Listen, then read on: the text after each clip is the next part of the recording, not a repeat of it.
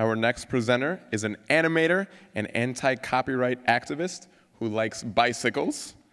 Please welcome to the stage, Nina Paley.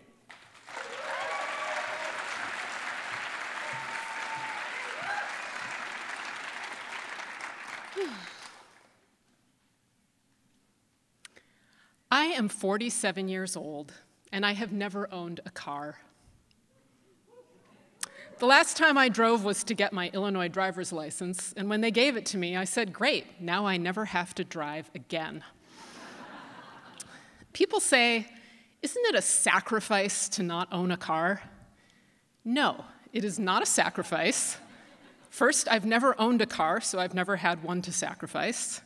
Second, a sacrifice is giving up something you love, and I have never loved cars. I hate cars, and that is my #1 tip for being car-free. Hate cars.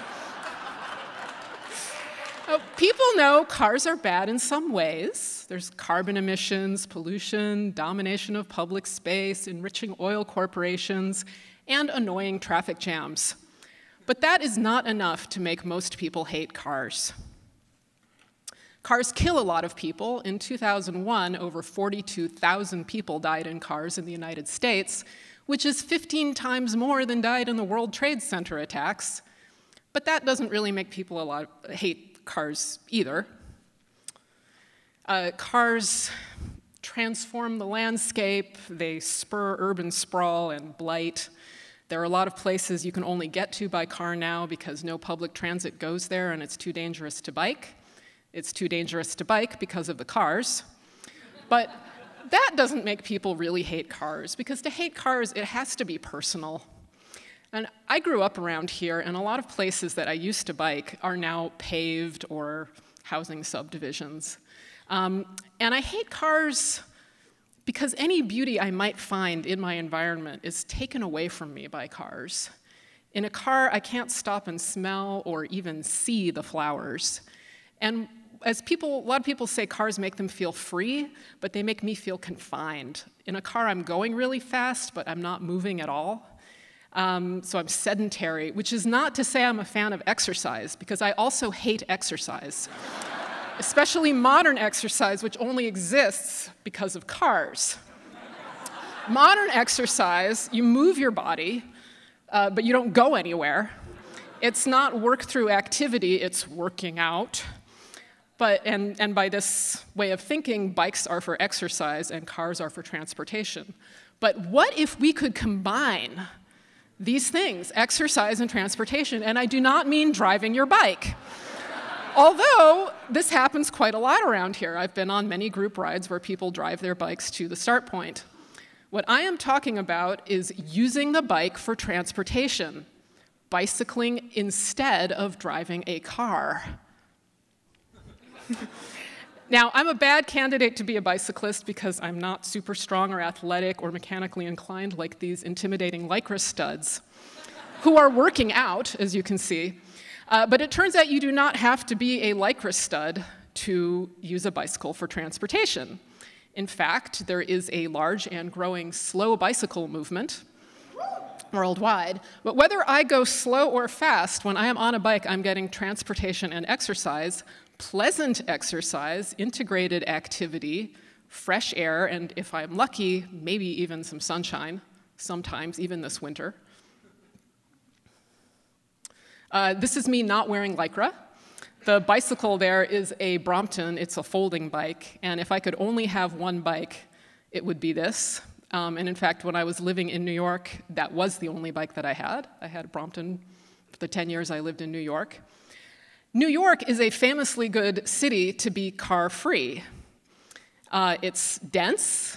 It's relatively small. Things are close together. It has great public transit. People walk there. A lot of New Yorkers never own cars, never get driver's licenses. Champaign-Urbana actually is also pretty small, but people drive here even for short trips. And the difference is largely cultural. People here prefer to do great big shopping trips instead of multiple smaller shopping trips. But also the infrastructure here is designed mostly around cars. Now, I complain a lot about America's lack of good bicycle infrastructure, but it has been pointed out to me that America actually has fantastic bike infrastructure. We just have to get the cars off of it. Anyway, even though there's no subway here, Urbana has been great for my car-free life because I get more space, and that means more bikes. Here's my garage full of bikes. You'll see a bunch of ass hatchets and a recumbent. I got into recumbents this past summer. They're much more comfortable than normal bikes, which recumbent riders call ass hatchets. And I, in fact, got so into recumbents this summer that I acquired a few too many of them. So I'm selling this one. This is a 2015 Performer Toscana. Yours for $1,000. That's much less than I paid for it. Talk to me at intermission. And yes, I know that's pretty expensive. Recumbents are more expensive than normal bikes. But owning a car is way more expensive than not owning a car, even if you like fancy bikes like I do. And because I've never owned a car in my life, I've been saving money. And that was justification enough for me this fall to buy my first velomobile. A velomobile is a recumbent tricycle with a full fairing. I got mine in Jackson, Mississippi. The way I got to the dealership was on the train they call the City of New Orleans, so I had a completely car-free midlife crisis. And the velomobile is awesome. Cars give me more respect. I go faster. I'm biking more than I ever have before.